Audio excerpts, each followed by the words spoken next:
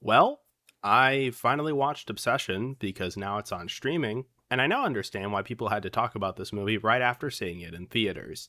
Because, wow, there is just a lot of stuff to process. The last time I touched on this specific subject matter, I got a lot of heat for it. So I want to say a few things up front before we even get started. Obviously, we're going to go into minor to arguably major spoilers, so if you haven't seen the movie, I can't even recommend you see the movie, honestly. That's why we got to talk about it. We are talking about characters in a fictional movie. The conversation about this movie is interesting because it brings up the topic of abuse in a way that is horrendous to watch and horrendous to even talk about. I'm also going to talk about some members in the audience who had, for lack of a better term, wrong takes. I'm not talking opinions here, but seriously questionable beliefs. We aren't going to point out anyone in particular, but I do think it's an important conversation to have about media literacy. This one might get heavy, because, well, Obsession is the heaviest movie that I watched this year. It's not a film I'd recommend as a first horror movie. So yes, trigger warnings for abuse and gore. The abuse is all the way through the film. The gore is like the third act of the film.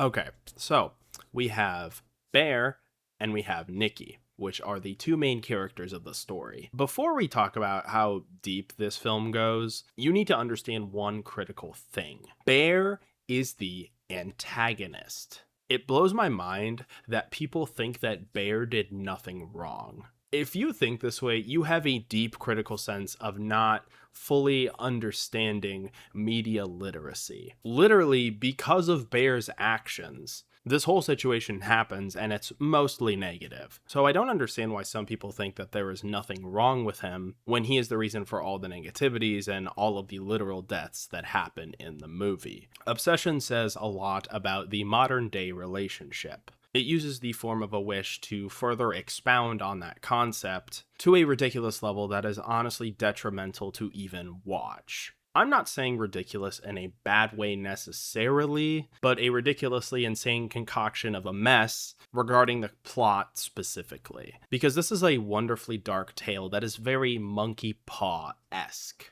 If you watch this with somebody else like I did, there's going to be a conversation after watching this film that is extremely unavoidable. I watched this with my wife, and we were both utterly shocked at how the film went about the severity of the whole situation. We had very different takeaways from the film, even though both of us understood what the entirety of the film was trying to say/do. What I'm saying is, the film is very deep, and you can take away a few different things from this film, depending on who you are and your experiences in life. This film is really gory. I'm just gonna say it. I wasn't expecting a lot of gore, and while I'm not a huge fan of gore in media, it made sense for the context of the story that they are telling, which I'll get into a little bit later.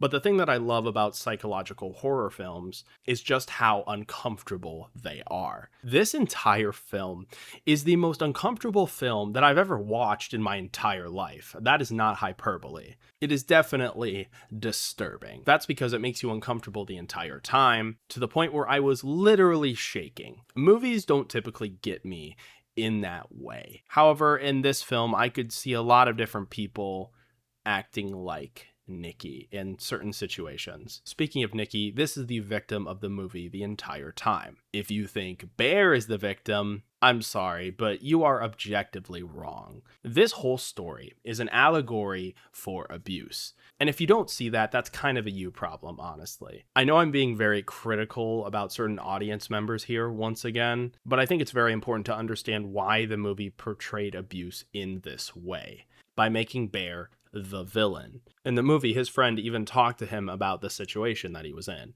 about how Bear is taking advantage of Nikki, even though Bear doesn't admit it to his friend several times, even though Bear could fix it several times, he doesn't, making him even worse than he was before when he officially made the wish in the first place. Even Nikki acknowledges that Bear has taken advantage of her. Basically, the more the movie went on, the more I disliked Bear as a character, to the point of me realizing that he's actually the antagonist of the entire film. If you defend Bear as a character, I question your mental character, honestly. We don't defend abusers here. And the fact that that is not an obvious take is sad to see. While one could argue that they are actually abusing each other, Bear is the one who initiated the abuse and took advantage of the situation. So he is the villain, antagonist, etc., whatever you want to call him. But he's not a hero at all. Neither character did the right thing necessarily. However, there is technically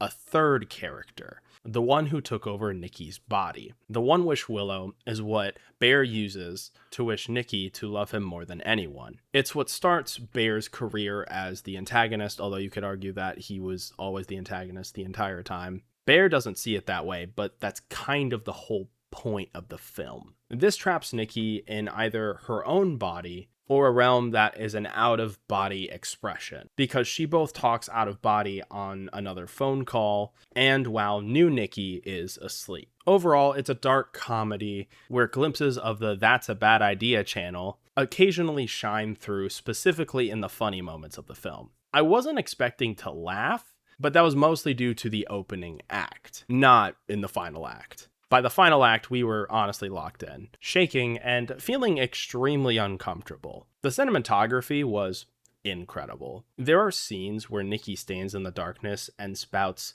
mentally deranged jargon at the camera, and it was very uncomfortable because of the camera work. It worked at portraying that uncomfortable feeling. There is actually an everyman in this film. It's not Bear, but rather Bear's friend. He, the entire time, is telling Bear that Bear is taking advantage of Nikki. Bear doesn't see this as a problem at first, but realizes he never should have made a wish once people start dying, which is why the film escalates to that degree, because otherwise Bear would just stay in the delusion of abusing Nikki. Yet he himself does not see it as abuse. Even when Bear attempts to confide in his friend, he sees Bear as insane and doesn't take him seriously, because fair enough, honestly. Every time he hangs out with Bear and Nikki, something always happens that just ruins the overall event, which, while the audience knows exactly what's going on to a degree, Bear's friend thinks that Bear is taking advantage of Nikki and starts distancing himself from the couple. Bear even gives him a One Wish Willow to fix this whole situation.